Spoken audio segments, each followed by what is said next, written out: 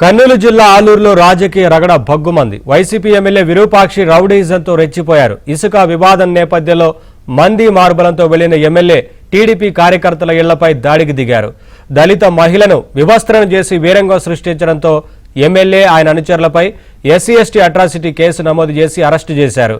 న్యాయాధికారి ముందు హాజరుపరచగా 14 రోజుల రిమాండ్ విధించారు.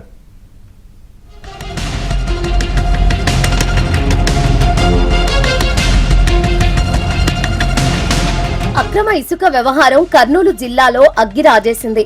నేమకల్లులో అక్రమ ఇసుక డంపింగ్ పై పోలీసులు కేసు నమోదు చేయడంతో వివాదం మొదలైంది. ఈ క్రమంలో వైసీపీ నేత గిరి, టీడీపీ నేత గురునాథ్ మధ్య తీవ్ర వాగ్వాదం చోటు చేసుకుంది. తనపై టీడీపీ నేతలు దాడికి వస్తున్నారని గిరి వెంటనే ఆలూరు ఎమ్మెల్యే విరూపాక్షికి ఫోన్ చేసి సమాచారం ఇచ్చారు.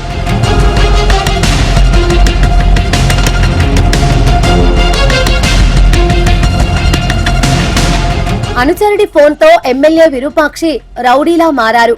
పోలీసులకు చెప్పాల్సింది పోయి సోదరుడు, కుమారుడు సహా 100 మంది అనుచరులతో ఏకంగా టీడీపీ నేత గురునాథ్ ఇంటిపై దాడికి దిగారు. ఇరు వర్గాల మధ్య మాటామాట పెరిగి రాళ్ల దాడి చేసుకున్నారు. ఈ రాళ్ల వర్షంలో ఎమ్మెల్యే తమ్ముడు శ్రీరాములు చేయి విరగ్గా ఉద్రిక్తతల నడుమ టీడీపీ మండల కన్వీనర్ పురుషోత్తం వాహనాన్ని వైసీపీ శ్రేణులు ధ్వంసం చేశారు.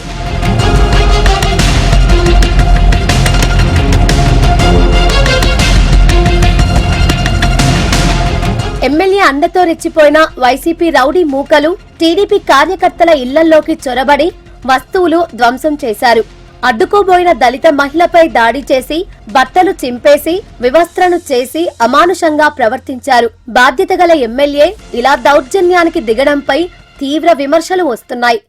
ఎమ్మెల్యే వచ్చి ఇంటికి దారుణంగా ఇంటికి వచ్చి దౌర్జన్యంగా ఆడవాళ్ళని ఇది చేసినారు సార్.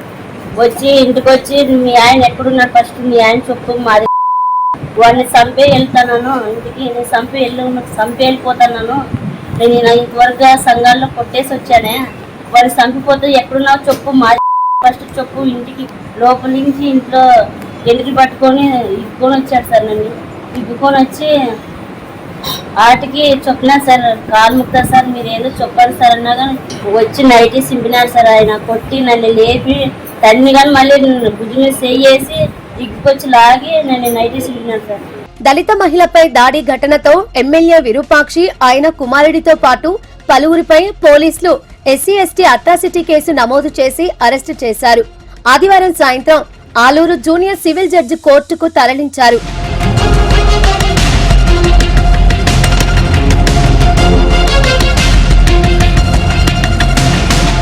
దాడి ఘటనపై టీడీపీ నేతలు తీవ్ర స్థాయిలో మండిపడ్డారు. ఆలూరు ఇన్ఛార్జ్ వైకుంఠం జ్యోతి, జిల్లా అధ్యక్షురాలు గుడిసె కృష్ణమ్మ ఆస్పత్రిలో బాధితులను పరామర్శించారు. కులం కార్డుతో గెలిచి రాజారెడ్డి రాజ్యాంగం అమలు చేస్తామంటే ఊరుకోబోమని ఎమ్మెల్యేకు స్ట్రాంగ్ వార్నింగ్ ఇచ్చారు. ఈయన ఎమ్మెల్యేగా కాకున్నట్లుగా ఒక గూండాగా ప్రవర్తించాడు. ఆయన వెంట వచ్చిన వాళ్ళు కూడా మొత్తం వైసీపీ గూండాలు ఏ విధంగా అరాచకం చేశారో మీరందరూ చూస్తున్నారు. ఈ రోజు మనమందరం కూడా ప్రజాస్వామ్యంలో అంబేద్కర్ రాసిన రాజ్యాంగంలో మనమందరూ కూడా పాటిస్తూ ఉన్నాం. కానీ ఇక్కడ ఉన్న ఈ ఎమ్మెల్యే విరూపాక్షి సొంతంగా వాళ్ళ వైసీపీ రాజ్యాంగం రాసుకొని గూండా సంస్కృతిని కూడా ఈ రోజు మన ఆలూరు నియోజకవర్గంలో ఆయన చేస్తా ఉన్నాడు.